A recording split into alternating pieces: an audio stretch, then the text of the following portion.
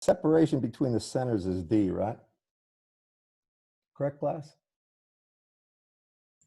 Can you, oh, sorry. Can't see it. My bad.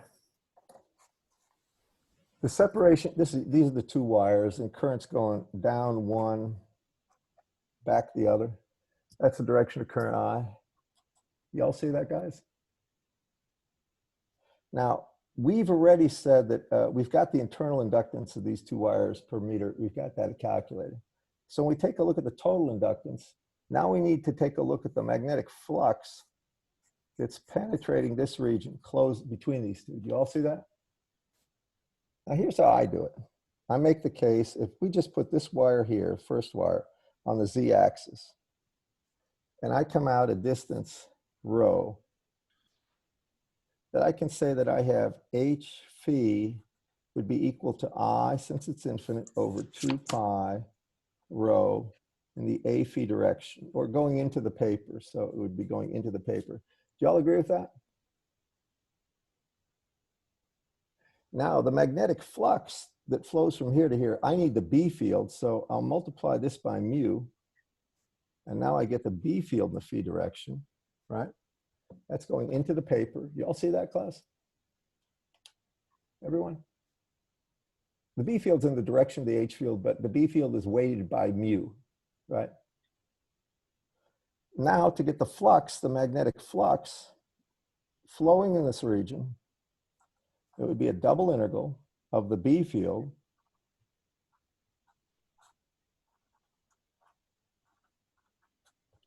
dotted with ds. And when I look at the differential surface here, this differential surface would be, if this is the rho direction, would be d rho right there times dz, and it would be in the a phi direction as well.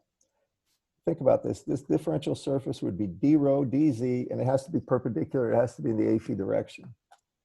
Now, that's a dot product there. When we talk about rho, it would go not from 0, but from a, the radius of the wire. Take a look at that. You all see that? It would start at a, because we took care of the internal inductance, right? You all see this, class? Tyler? All right. We'd start at A and we'd go to what? We'd go to D minus A, right? And Z would just go from 0 to 1. Are you with me? Now this is external inductance. This is the flux externals, not internal. So when we take a look at this, what do we get? We're going to get mu I over 2 pi, right? Then when we, a phi dot a phi is 1. When we integrate first dz from 0 to 1, we get 1.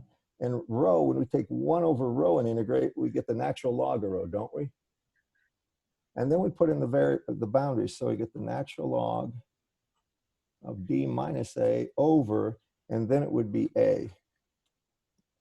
Now that's the magnetic flux that's penetrating the surface from one wire. Do you all agree with that? And you see the flux from the other wire would be additive. Use the right-hand rule. Take your right hand, put it in the direction of flux. It goes into the page from the first wire.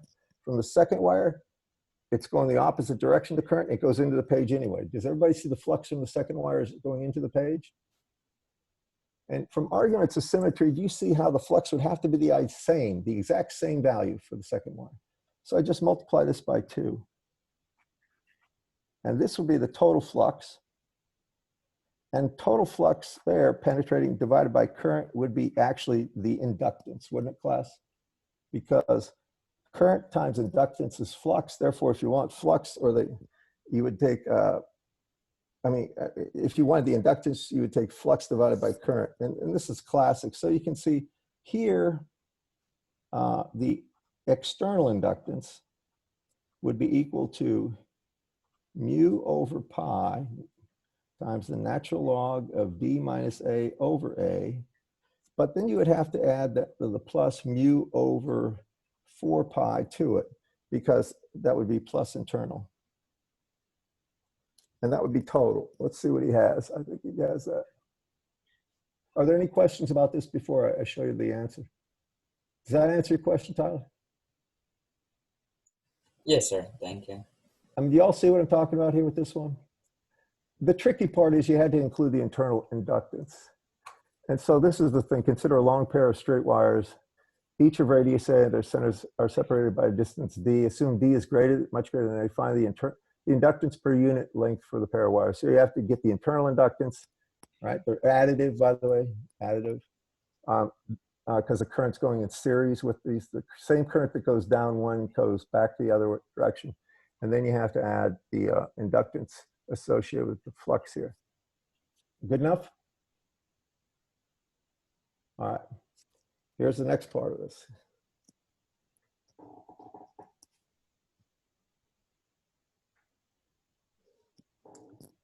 Wait.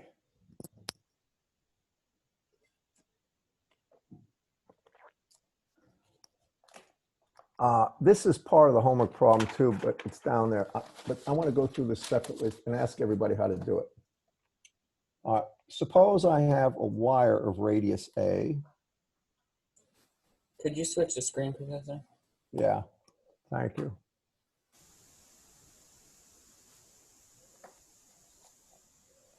I'm going to have a wire of radius A, and I'm going to have a current I. All right. I'm going to assume a current I.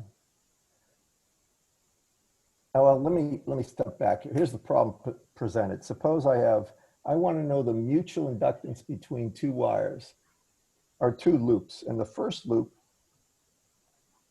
has a radius B, where B is much, much less than A.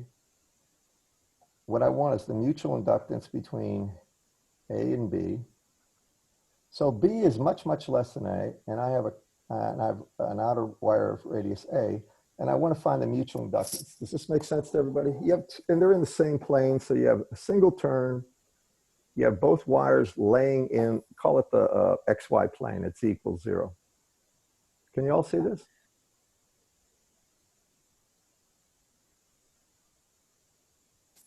Now, question is how to get this. And here's the thing we're going to go by. We always first find the flux from one of the conductors penetrating the actual closed surface of the other conductor, and then divide out the current, we get the mutual inductance. So I assumed I. Now I need the B field or H field. I'll start with the H field, right at the center here at rho equals 0. Y'all see what I'm talking about here? I want to find out what the H field is created by this wire right here. How would you get that? Do you remember what the H field is from a wire loop? Remember that H was equal to 1/2, right? And then it was what? I should say, let me do it this way.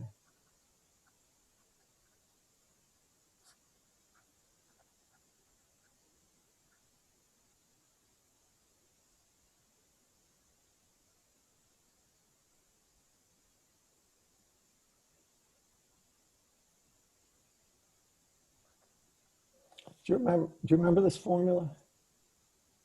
For a wire on the z-axis? Let's see if I can find it for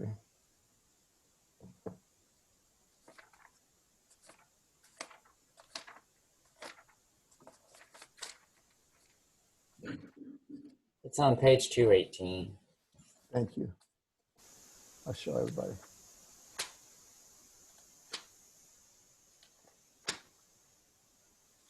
This is what it details. It says if you have just a wire that's concentric about the z-axis and the xy plane, and you want the H field at any height, it will come down to this right here.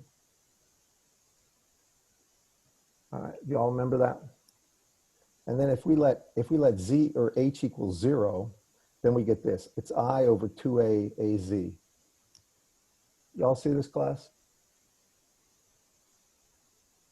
So I know that the H field right here at the center, and I might say H field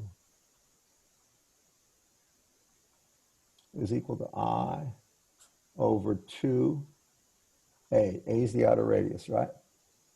Now that's the H field. We want the B field. What do we do, Tyler? We multiply times mu. Yeah, times mu. I'll pick on someone else in a second. I'm just, for the sake of time, that would be the B field, right? You all see this, everybody? So that's the B field at the center here. Now that B field is perpendicular to that second loop of radius B, right? Y'all see it? All right, well, if that's the case, then how much flux is penetrating that loop? Well, the flux penetrating that loop would be the integral of B dot ds. Now here's where we make an assumption. We're assuming that A is much larger than B. So when we're looking at this thing, we're going to say that the B field anywhere inside that loop is about a constant. Y'all see, there's very little variation if that loop's very small. You agree with me, everyone? If the loop was bigger, then we have a more complicated problem. But if it's small, and it is, we can say that this is approximately equal to simply the B field times the area of that loop, which would be pi b squared. Do you agree? So now we can say that the flux would be equal to the B field, which would be I, or mu I, over 2a times pi b squared. And again, that's the flux caused by the second loop penetrating the first loop. So it's the flux penetrating the circuit, the primary circuit, caused by the secondary circuit, if you will. You could call it that, and you can term it a lot of different things. By the way, Tyler, are you or Ben recording this? Is anybody recording this? I am. Okay, good. Thank you. Now, to get the inductance, you've got to divide that by the current creating it. And if you divide it by the current creating it, that would be the inductance, and it would be a mutual inductance between the two loops. And in the book, there's one homework problem I gave you with this. I'm trying to find it. This one right here. You see it? Consider a pair of concentric conductive loops. Determine the mutual inductance between loops if B is greater than A. Well, I had A greater than B, but this principle is the same. And it comes down to pi mu A squared over 2B. Mine was pi mu B squared over 2A. So the A and B's were reversed. You all see this, class? That was that last problem. It's a good problem. But I want to do one more thing with this. So now here's the classic question. I had one turn here, right? Only one turn and one outer turn, right?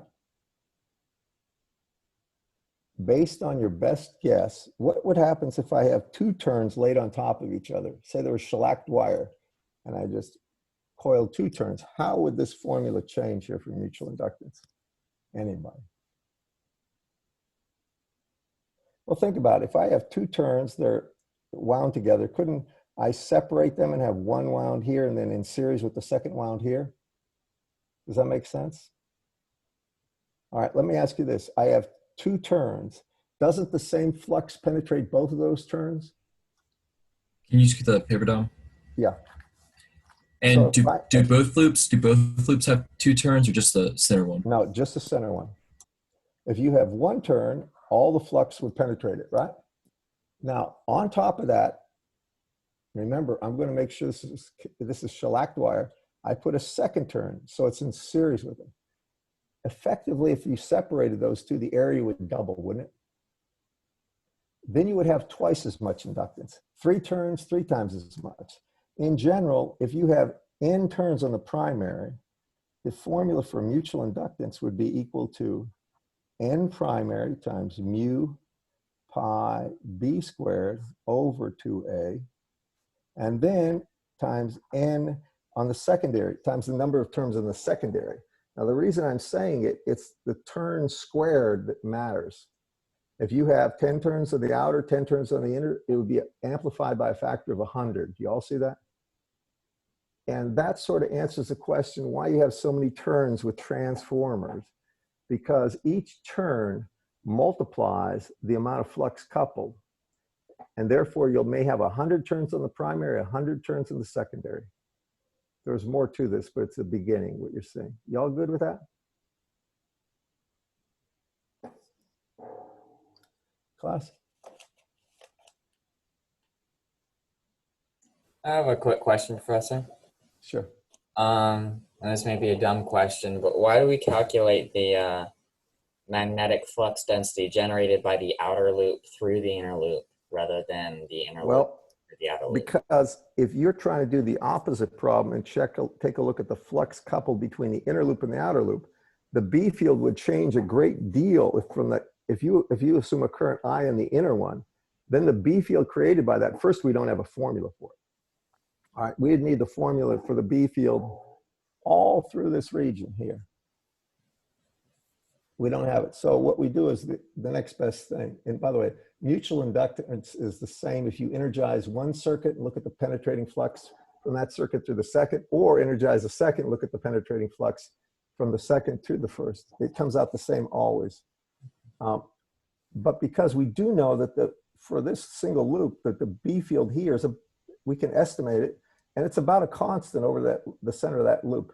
And that's the reason we do it this way, because it's actually doable. It's not just theoretical. So when you calculate like M12, it's equal to M21. That's right, and it always will be. Good to know. It's never something that's not symmetric. So just remember this.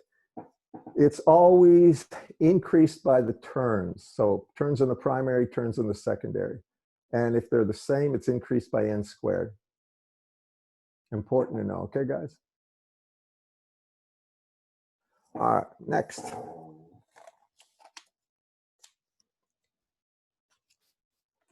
Were there any other questions about the homework before I move on?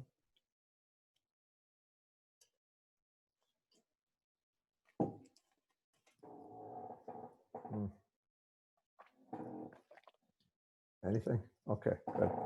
All right. So now,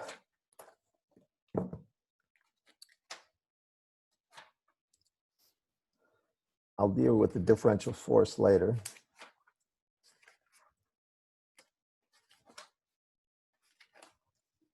Hold on. We went through boundary conditions. You remember that? Class, everybody? And so boundary conditions are done. Now we're in inductance and energy. That's real important. Now we're going to talk briefly about magnetic circuits. This is on page, you have your book, page 269. I'm going to just make a couple of comments before I start. Y'all see this? All right, magnetic circuits are things that you have to be aware of. It's not something that generally anybody does anything with except power engineers. But you have to have an appreciation for magnetic circuits. And what do I mean by a magnetic circuit? Well, it can be something that has an electromagnet in it for clamping things and lifting them. And it can also refer to transformers. Now, transformers are something you're familiar with seeing all the time. How many people had Dr. Gross for power already? Anybody? Have you had your power classes yet? Well, you're going to get a lot of this in power, but you're not going to get it in any other area that I'm aware of except power, maybe robotics. So let me show you what magnetic circuits are all about. Basically, just appreciate this. Don't draw anything, just listen. What we're going to be doing is trying to build an analogy between a magnetic circuit. A magnetic circuit would have a loop of wire around a core, and a core would have a very high value of mu. Like mu would be 1,000 mu naught, something like that, where the relative permeability would be 1,000. And what that does is cause all the flux to sort of stay contained inside that core. It won't jump out of the core. That's just the facts. All right, we'll get to this in a second. So what they do is they take a magnetic circuit and they build an electrical circuit equivalent. And then they show the equivalence between really the magnetic flux flowing in it and the current in the electrical circuit. We'll show you that the current times the number of turns is equivalent to something called the magnetomotive force, or MMF, and it's equal to really N times I, and it's just like a voltage. Now, I'm going to take you through this step by step, okay? And you're going to see it's very easy if you pay attention. Where it gets hard and complicated is if you try to cram through this or rush through it. So I have a PowerPoint on this, but I prefer not to use it. I'm going to start by simple toroid like this with so many turns. Matter of fact, let me do this one right here. I'm going to go on page, you can view page 271. So I'm going to say this. If I have a magnetic circuit where I have just a loop like this, and I can say that this loop has something that they term the mean free radius, rho 0, or mean radius. It's really an effective distance to the center. And the thing also has some effective area, which would be pi times a squared, where a would be the radius of the actual solenoid, or toroid, I mean. Can you all appreciate this? You can look on page 271. Shows the same thing. Are you with me, class? Now, when I have that, I'm going to go ahead and wrap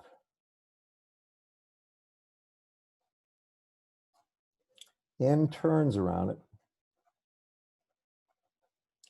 And I'm going to energize it with a current I.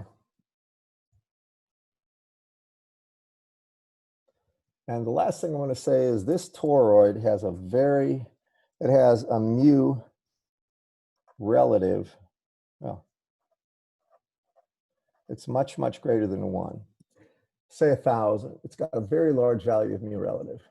Can everybody appreciate that?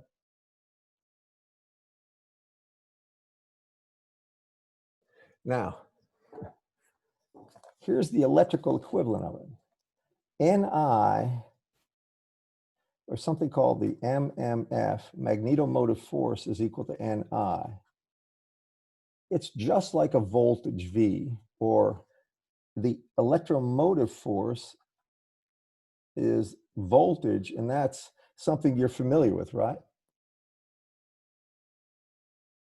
All right, so Ni is likened to V, and therefore I can take this and say I can create an electrical circuit that'll have a value of voltage, theoretical voltage, really MMF, of just Ni.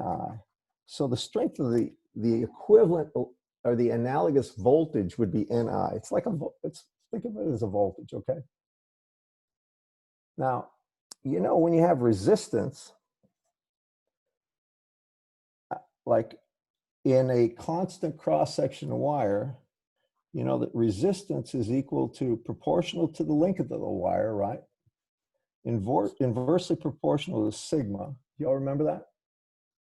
And inversely proportional to the cross-sectional area A. This would be resistance. That would be in ohms, right?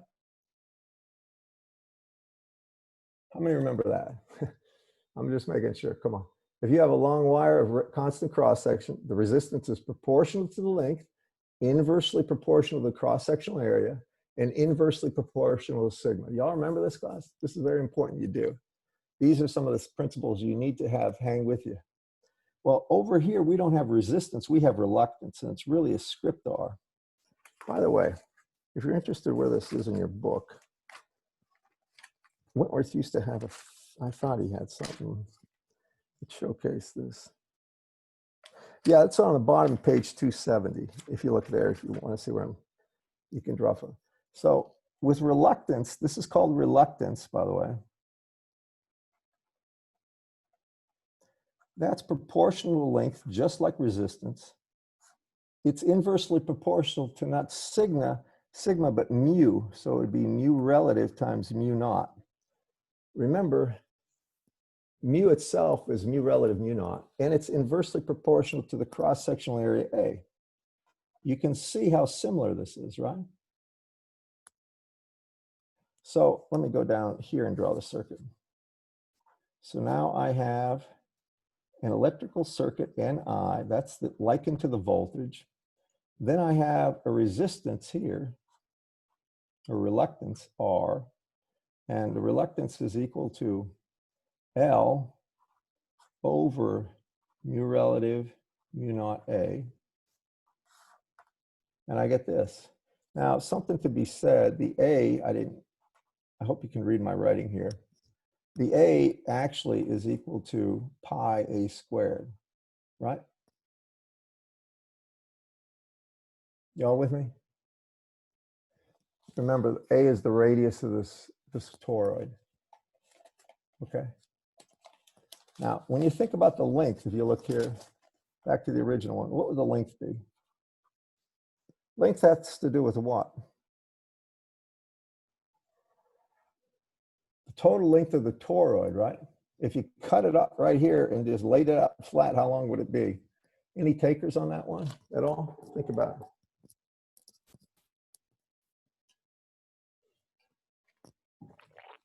Fowler? 2 pi rho naught.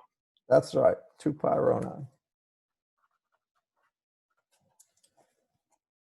So we could say the reluctance is 2 pi rho naught over, and I'll just leave it as mu times A, and A, of course, is pi squared. I'm going to just leave it as A, though, okay? Now, the next thing I have to tell you is, obviously, if this was an electric circuit, we could calculate the current, right?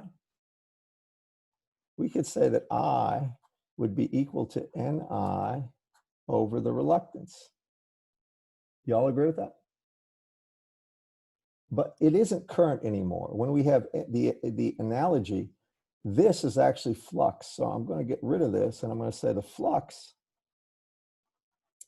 which is symbolized in Wentworth's book, I think, by this symbol, magnetic flux, is equal to Ni over the reluctance, or it's equal to Ni over, and there's the reluctance,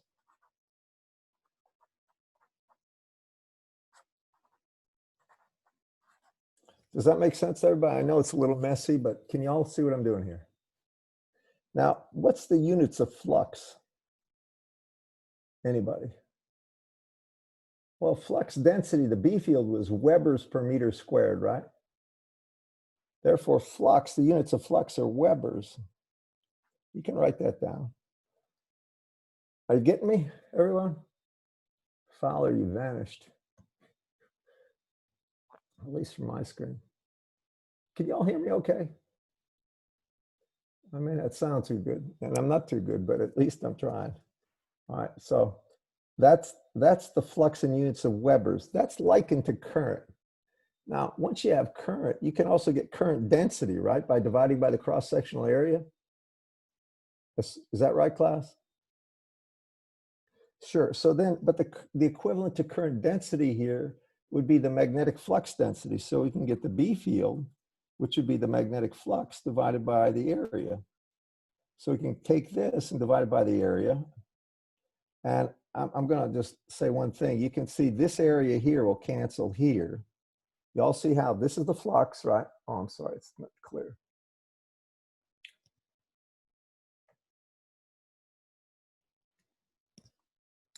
If you take this flux right here and divide it by area, you see how the areas cancel, and we get Ni times mu would come upstairs over 2 pi rho.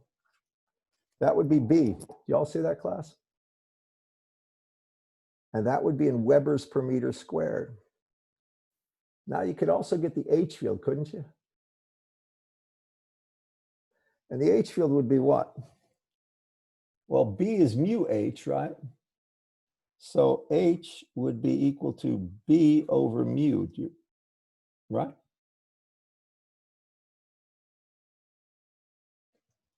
All right, I'm going through this, and I'm going to stop for a second, and I'm going to show you in his book, he does the same thing. First, he calculates the equivalent magnetic resistance or reluctance, and it's equal to 2 pi rho naught over mu A. That's this right here.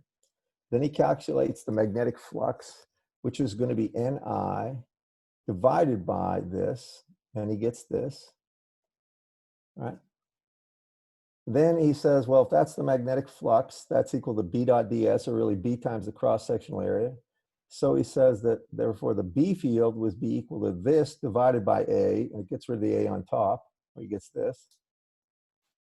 Then, let's see what else. I don't know what else he wants to do here.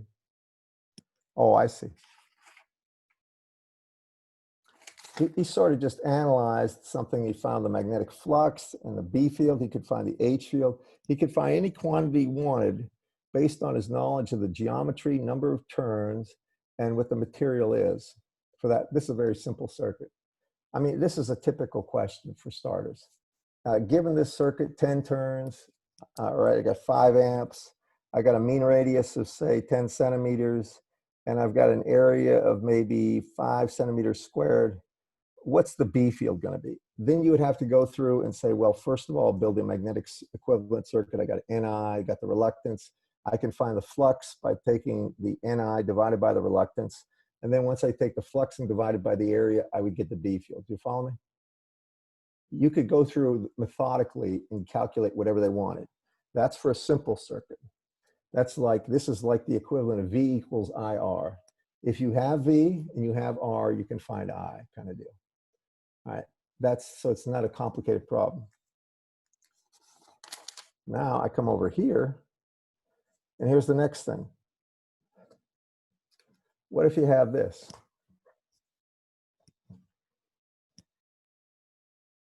This is on page 272.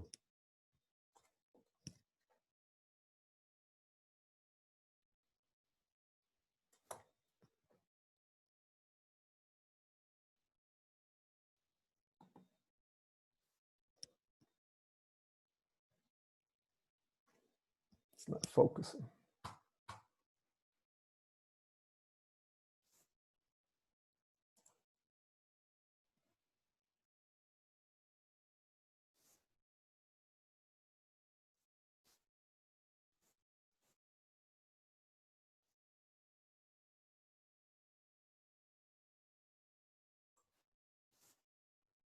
All right, what if we have this situation? Here I've got a core, but I have a gap. All right, that means I have mu relative in the core, right? But in the gap, I just have mu naught, right? I mean, I have mu relative, mu naught in the core, but I have just mu naught in the gap, right? So here's what you do. You go ahead and you assume the whole thing. You got a total resistance of just R core right here. And for all intents and purposes, if this distance L gap is much less than 2 pi rho naught, just leave the actual value here of R core be equal to mu, equal to 2 pi rho naught divided by mu 0 times mu relative times the cross-sectional area. In other words, right there, excuse me, right here. That would be R core. Can you see where the cursor is, class? Just leave that as such, and then add the actual reluctance of the gap. So take the actual distance here of the gap over mu A. Now this mu here will just be mu naught, and this mu will be mu relative mu naught.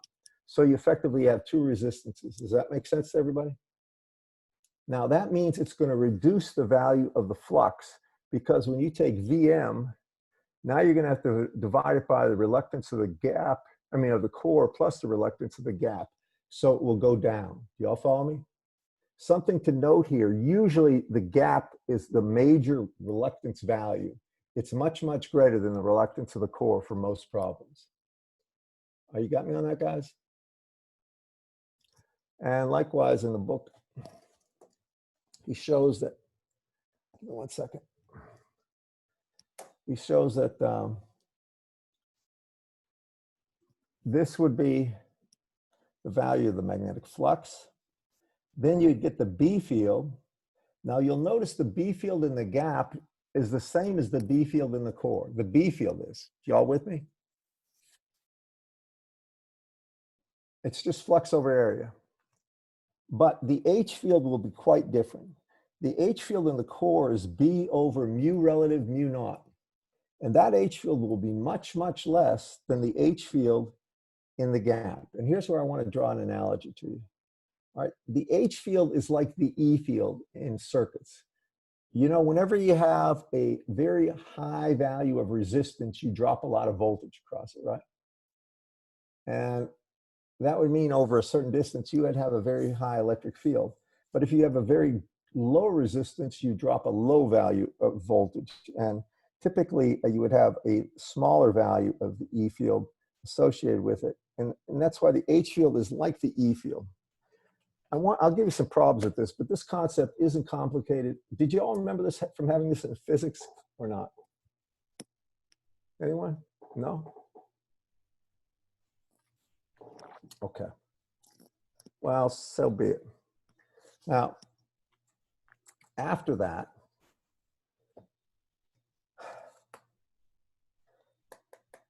this section on electromagnetics right here, this is, or electromagnets. I'm going to just say a few things about this.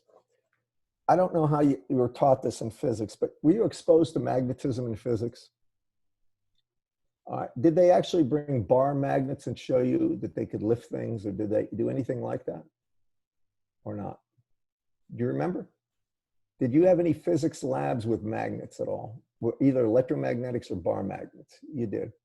Well, the big thing about magnets is that there's permanent magnets, and then there's electrically created magnets, right? Where you have coils of wire wrapped around something, you create a magnet. In either case, what you have is the ability to lift things that are magnetic because of magnetic forces generated. So that's sort of what this section is about. I'm going to try to give you a little background before I jump right into math. So here's what it comes down to with magnetics. We know what a magnetic circuit looks like. We just talked about it. You didn't do any real problems, so you don't have an appreciation, but you know what they look like, right? Now, really what a magnetic circuit is something where you have a lot of turns of wire and a current, and you have something with a very high value of mu relative, like 1,000 or greater, that causes all the magnetic flux to flow around it. And if you have two magnetic materials touching each other, like shown here, you can see how the flux would flow here, right? Can you all see that? What I'm doing? Sure. And the thing is, when a gap is created, what happens is it lowers the amount of flux. Y'all see that? If you try to introduce a small gap, the amount of flux is lowered. Well, whenever the magnetic flux is lowered, that causes less magnetic energy to be in the circuit. And here's the principle behind this thing. That the way an electromagnetic magnet works is this. It will always, I better say this in a way that's exact. What they normally do is they take the total magnetic energy in a circuit once the gap is gone. And then they look at the change in magnetic energy. Sorry, this thing's bleary. Here's what's done. If you start here, there's no gap at all, right? And you can find the total magnetic energy in the circuit if you wanted to. All right. Now, when you start to introduce a gap, what that does is reduce the amount of flux, reduce the amount of magnetic energy in the circuit. Can you take that at face value, just face value on that, right? Now, what force is, and always will be, and I think he shows that somewhere, is the change in magnetic energy with respect to an increase in the dimension of the gap, in this case L, will be equal to the magnetic force. And let me try to find that. Yeah, he shows it here. He says W is energy. So he says dW, or differential amount of energy, is force dL, or integrating the force, the electromagnetic force, over the length L. That's a differential gap. This is hard to see here. But really what I'd like to say is that the actual differential magnetic energy change with respect to the actual differential change in length is the magnetic force. That's what it really is. So how do you do this? I'll try to explain this.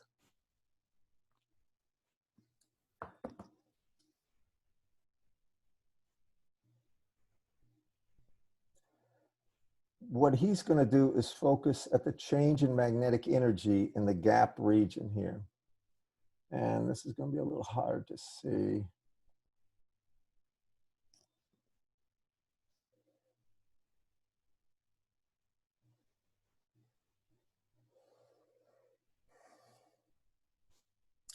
I should probably try to draw this separately, but I want to reference this for a reason. All right, if we have this gap DL here, y'all see how this gap length is DL? there's a certain amount of magnetic energy in here. That magnetic energy would be 1/2 mu naught h squared times the actual volume. Now follow me on this. The magnetic energy on this side would be 1/2 mu h squared times the actual volume, which would be dl times the area, cross-sectional area, which would be the cross-sectional area here of that bar. Does that make sense to you? Be 1/2 mu h squared times the height. It's really, the magnetic energy density is 1/2 mu h squared times the volume, and the volume would be dl times a. Does it make sense, class? I'm sorry, it's messy, right? Can you all see that? That's right here on that one. Now you see the same amount of magnetic energy would be here, wouldn't it? In this gap, just take a look. This gap would have magnetic energy density 1/2 mu h squared times the volume, which would be dl times the area, cross-sectional area here. This would be the same as that. So the total would be this, mu 0 h squared a dl. And he uses a differential magnetic energy here. Do you all see that, class? Give me a show of hands if you do. I'm not sure you do. I'm starting to fade myself. My pain's getting a little rough on me. Now that's what he's showing right here. Now dWm, the change in magnetic energy dl, or as the gap increases, is actually the force. And that's shown here. And that boils down to being, you get rid of dl and you get mu h squared a would be the force, the lifting force. You can put lifting.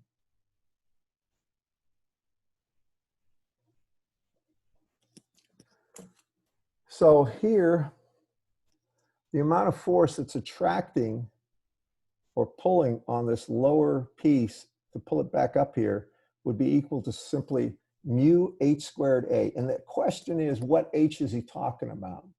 He's talking about the h field in the gap, right there. So right here, I'd say put h field h in gap. It's not the same as the h field in the bar. It's much reduced. It's the h field in the gap. Can you all get that, class? So then what he does is work a problem out right here. We could go through it. It's pretty self-evident the way he does this.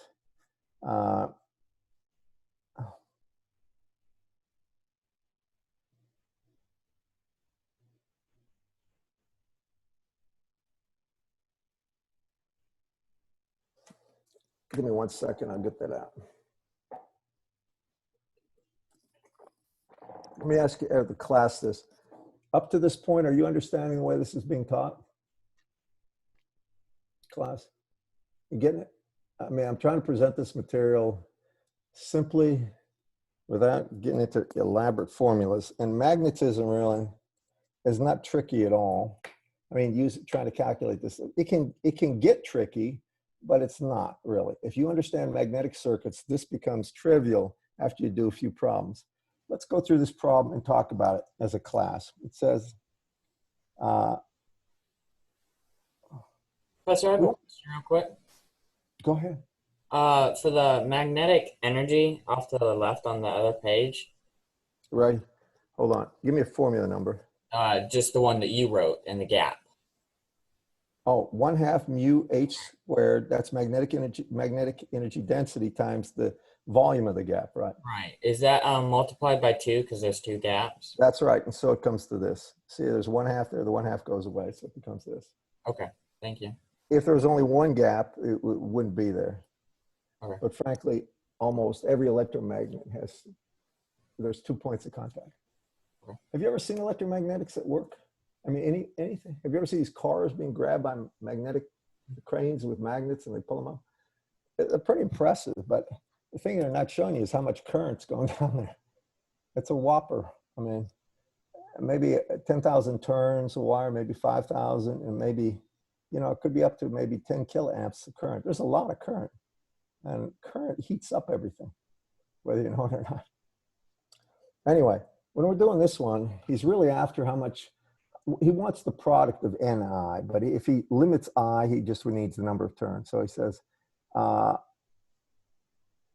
determine how many turns of wire carrying current I for electromagnetic shown in figure 5.2 are needed to hold up an iron bar of mass M. So this is the way we work this problem. First thing is you want to know how much force this bar is pulling down with. That's the first thing. So if you got a bar of mass M, you multiply it by G. Now you have the force in newtons, right? G is 9.8 newtons per meter squared. Mass would be in kilograms, right? Y'all remember this in physics? So you would get the force in newtons, not in pounds, in newtons. Remember that. You need everything in the MKS system. So I get mass times the actual acceleration constant G, 9.8. And I don't know where he has this in here, but that would be the actual force. Now, once you have that force, what you're going to do is set it equal to this. Y'all see that? This is the force, the lifting force, right? Remember, this is in the actual gap. So this force we can calculate, and based on that, we can calculate the H field. We have the force, it's mg. We divide it by mu 0 a, and now we have h squared. We take the square root of that, now we have h, right? Are with me? Now that h field is in the core. We take the h field in the core, right there, and we have to say, we multiply it by mu 0, and now we have the B field in the core, right? And it's perpendicular. You all see how the B field would be perpendicular to this thing? I mean, it would be, if you look here in this drawing, you see how this shows the lines of flux, how the B field is perpendicular to the surface right above it and below it, right? It's penetrating it. Now, you got this F, I mean, you got H, pardon me. H would be, I don't know, he does this in a reverse way, but H here would be equal to force, or mg, divided by mu 0 divided by h square root. That would be the actual value of h. Then you take h and multiply it by mu naught. Now you have the B field in the core. That B field is normal. B normal 1 is B normal 2. It's the B field in the actual iron core. Now, once you have the B field in the iron core, you multiply it by the cross-sectional area, A. We'll work this one. And now you have the flux, right? And we know that flux is likened to current. Well, flux is equal to the actual what? Ni, the number of turns times current, divided by the reluctance, right? The reluctance is due to the geometry. We can calculate that. And so we can calculate the quantity Ni, and if I is fixed, we can therefore calculate N. Let me go through this in 1 second. I'm let myself catch my breath here because I've got a lot of pain going on. All right, we'll do this one. I'm going to do this problem right here. I don't know what his dimensions are. Oh, they're arbitrary. That's unfortunate, but we'll do it. He's got a height h, w, whatever that is, and I. So here's how I go about doing this. Everything's arbitrary here. So he says, our bar has mass m. So start with, I'll draw a little picture. Dr. Baginski, Yeah. would it be okay if we did this problem like assigning values? Or Well, would you I want do it to arbitrarily? reference his equations. That's the reason I'm going to leave. Okay. Because he's got the equations right there. So we got a bar here. And bar has width W. And it's got a height H, right?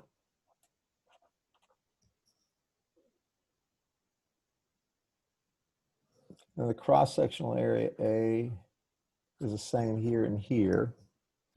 And then he has N times I turns, Ni turns right there. So here's how I go about it. This has a mass M right here. From there, I get the force. Force is equal to mass times G. And G is 9.8 per meters per second squared. Because it's going to be MKS system of units. You with me? Everyone?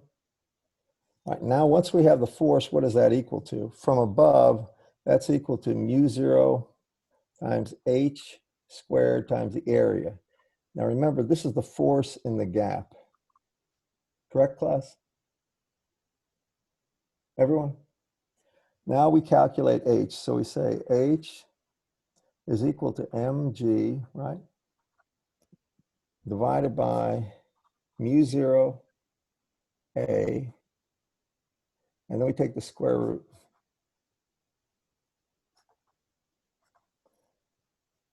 Now we have h, and this is in the gap. After we have h in the gap, we get b in the gap, the b field, which is just going to be mu 0 times h. And you can see what's going to happen. When I take this times mu 0, right, I get the square root of mu 0 mg over a. In other words, this mu 0 is to the 1/2 power times mu is just mu 0 to the 1/2. Y'all see how I got that, class? Now, once I have b in the gap, that's also to b in the actual core, right? Because they're normal, right? B normal 1 is B normal 2. Do y'all remember that, guys? It's the normal component of the B field. And we know that from there that the actual flux, magnetic flux, is equal to the cross-sectional area times the B field in the gap. And that means the magnetic flux is equal to this times area. Now you'll notice there's a square root of area in there. So now it becomes the square root of mu naught m times g times area A. Because it's square root of area times area is area to the 1/2, or it comes like that. You all see that, class? Take a good look at what I'm doing. I'm not trying to do this in a way that's going to scare you. It's methodical. I need to get Ni. Now that flux is like current, and it's equal to the magnetic voltage, so to speak. It's equal to Ni, right? Divided by the reluctance. So what's the reluctance? Well, it's the reluctance of the bar, right? And it's the total reluctance of the bar. Now, I'll stop for 1 second. I'll show you what I'm up to.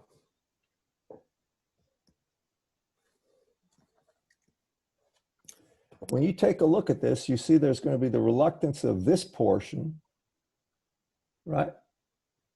If y'all can see that, right? The reluctance of that portion plus the reluctance of this. Now they both have the same cross-sectional area from what I understand, yeah. So that means we just need the total length, right? Length divided by cross-sectional area divided by mu, correct, class? So the length, if you look at that, what would it be? Well, the length would be what? It would be 2h plus 2w, right? You agree with that? And somewhere, I don't know where he's going to have that, but it's here, but don't worry about that. So now I'm going to say the reluctance for here would be equal to 2 times w plus h. So it's 2h plus 2w, and it's divided by mu of the core, which is mu naught of the core times mu relative, and the cross-sectional area A. So therefore, I mean, this is going to be like the magnetic resistance. If I go up here, I can say the magnetic flux is equal to Ni over 2w plus h, and then UC times A comes up here is equal to this. Now here's the final thing. You see how I have it here? Now I can set this equal to this, or I have the square root of mu naught mg times A is equal to, that's this,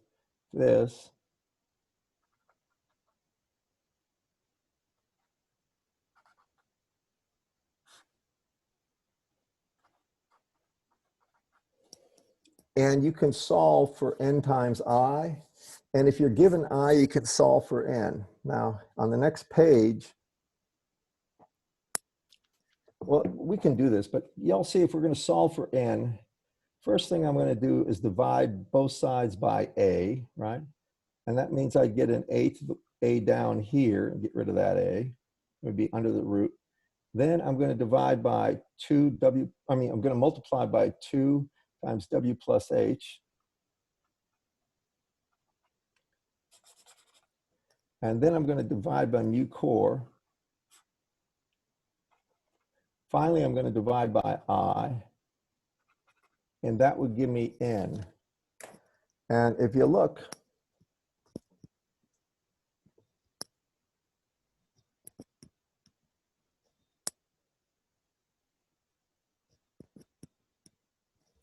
I should say this mu core is mu naught times mu relative of the core times mu naught, so the mu naught will cancel. Now, if you look at the book, you can see that we get the same thing right there.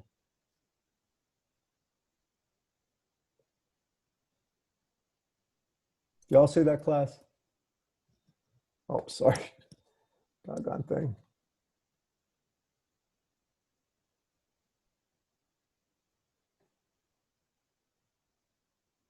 This is on page 276. So we get the same answer. It's a reverse. We're working the reverse direction. Can y'all appreciate this? Okay, I'm just about out of